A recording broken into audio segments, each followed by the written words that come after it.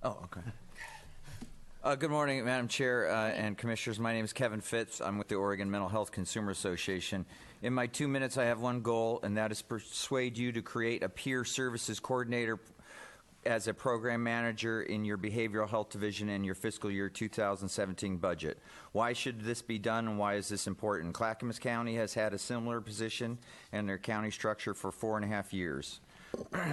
This is market disruption. Market disruption is happening all over the place in the for-profit systems. Good ideas make money and good ideas save money.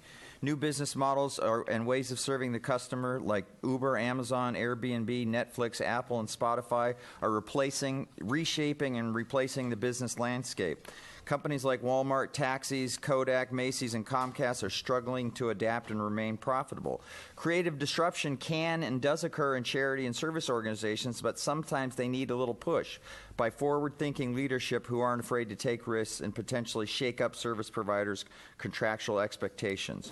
For example, here in Multnomah County, 4 major service providers control 85% of the subcontracted adult behavioral health services in Multnomah County. Creative disruption here in Portland means threatening their empires. In places like Philadelphia, Long Beach, California, Washington, D.C., and New York City, peers are a central part and a majority of most of their behavioral health service systems. In some of these cities, they are spending $20 to $30 million a year on peer-directed and peer services as service providers, in which peers are service providers of up to 35 to 40% of the workforce in these systems.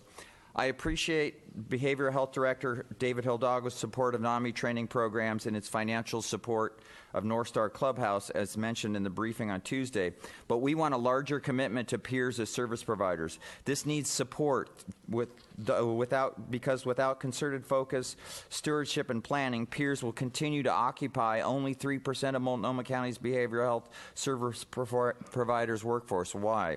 Because in order to create peer jobs, the county has to write contracts and set mandates for their subcontractors to actually hire and create these positions. That's why it's essential to create a peer services coordinator within Multnomah County Behavioral Health.